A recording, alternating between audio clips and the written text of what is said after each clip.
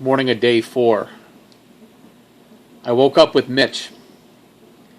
We had spent the night in someone's garage after being chased by a group of marauders in our attempt to go to the grocery store to get some food for Mitch. It was a complete bad idea. In the process, I tripped and fell, scraped my face, and I think I twisted my ankle, but I wasn't quite sure. I was in a lot of pain, and we were still quite a ways away from being back home. Mitch had stayed up most of the night, again, staying guard. I couldn't thank him enough.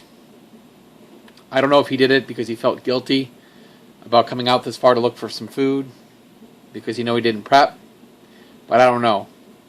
He said he didn't get much sleep. I said, I really don't feel good. My face is sore. My ankle still hurts. And I'm still very foggy from what happened yesterday. He said to me, don't worry about it. I'm sorry again for taking you all the way out here. I said, you didn't make me do anything. It was my decision. I wanted to help you. I said, let's not worry about that right now. Let's get back home to our family, and let's pick up the stash of food that we did get and return home. He agreed. We made the very slow and journey back to my house and his house. It took quite a while.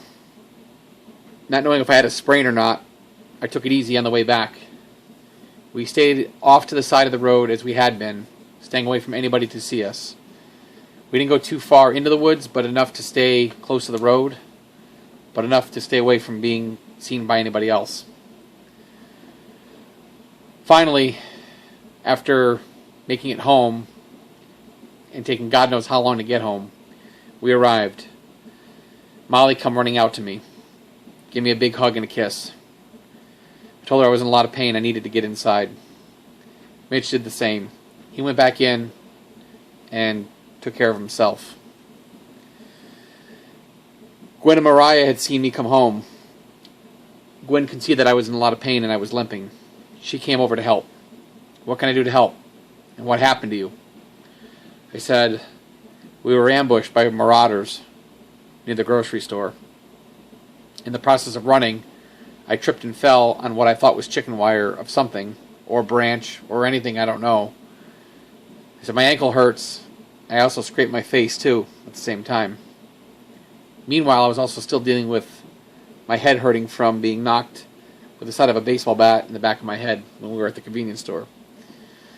Gwen was a registered nurse, so she said, let me take care of you and I'll help you get better. But before we went inside, one of the things that struck me was very concerning. I looked over at my neighbors, Stan and Patricia. I had not seen them since this EMP attack happened. Stan had his 1958 pickup truck in the driveway.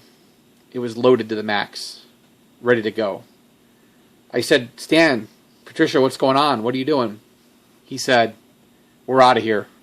We are gone. We're done. Where are you going? I said. He said, we're going to our bug out location. We have a camp high up in the Adirondacks. We've had the camp for over 20 years. And we've kept the place ready to go just in case of an emergency like this. Holy crap. Wow, he was prepared too. I couldn't believe it. And he knew, like I did, that most technology wouldn't work in the event of an EMP. But he had an old truck that ran on a carburetor and fuel and a battery. So they left. He gave me the keys to his house. He said, I left some stuff behind. Take what you want. But I'm leaving you the keys so that way no one can try to break in. And if they do, guard the place as best you can. I said I will. I went inside. Gwen and Molly helped me get settled. I laid down. I drank some water. Gwen attended to the cuts on my face.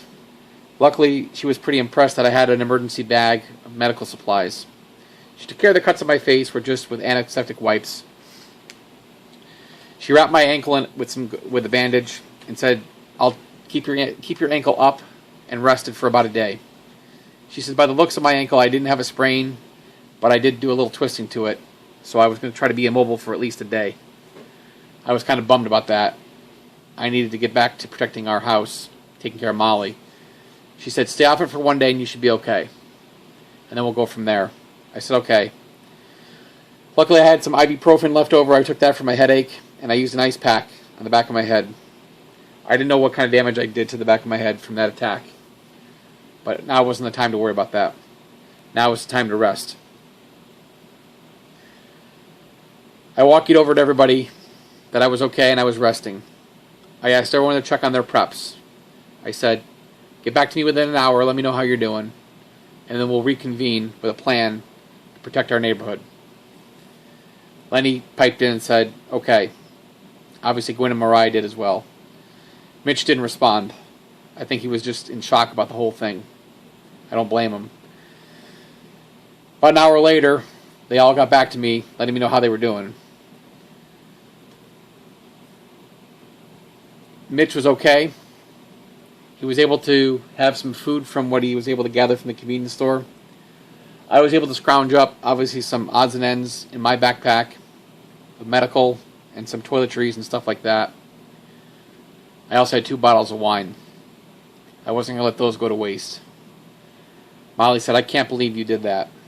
I told her it was spur of the moment and stupid. This whole thing was stupid. I've been acting irrational, haven't been thinking things through. She came over to comfort me and said, I understand. You're scared. You're nervous. You don't know what's going on. I don't know what's going on. We don't know the fate of what's going to happen to us. This has never happened to any of us before. How do you plan for something like this? How do you prepare your emotions for something like this? I told her, you're right. Lenny said he was running a little bit short on some water. His wife not being well medically, they've been going through some water. I told him to come on over to my house and I would take care of him. I gave him 2 extra gallons of my Poland Spring water that I had stored in the basement. I said, take this for now, and then we'll go from there. I said, if you start to run low on water, I've got a rain barrel outside that I use, but you can't drink out of it. You're going to have to boil the water and treat it before you would drink it. He said, fine. Gwen and Mariah did the same. They were okay on food, but starting to get low on water. I told them that tomorrow we'll meet and come up with a plan for self-defense. I said, for now, the best thing we can do is stay indoors, and we all need to take turns guarding our property. I thank Lenny for his time, and Gwen and Mariah for their time watching the property and everything in our neighborhood. Mitch came over and said on the walkie that he was going to take the first night on duty. He said he was still not happy about what had happened, and he wanted to redeem himself. I told him, don't worry about that. You don't need to redeem yourself. We just need to stay together, stay focused, and make a clear decision on what we're going to do. It was Mitch's turn for night number 1. So I went to bed, relaxed, somewhat, as best I could, thinking about what we're going to do for tomorrow. But before I could go to bed, I heard a lot of commotion across the street from Mrs. Robinson's home. I heard the sound of shattered glass and didn't know what was going on. Gwen and Mariah heard it too. Lenny couldn't hear it because he was further down the street. I told them everyone to stay inside. It was already dark out. It was about 7:50 at night already. The sun had already started to set, and we needed to stay inside and not worry about what was going on. Mitch piped again, well, what if it's Mrs. Robinson? What if she's in trouble? I said, we can't risk going over there, getting hurt. We'll have to wait till morning and find out what's going on. He said, well, I hope she's okay. I said, I hope so too. But I can't worry about her right now. We just got to worry about getting a good night's sleep. And then making it through till tomorrow, which is what we all did. So Mitch took the first watch. I laid there with Molly. We didn't talk at all.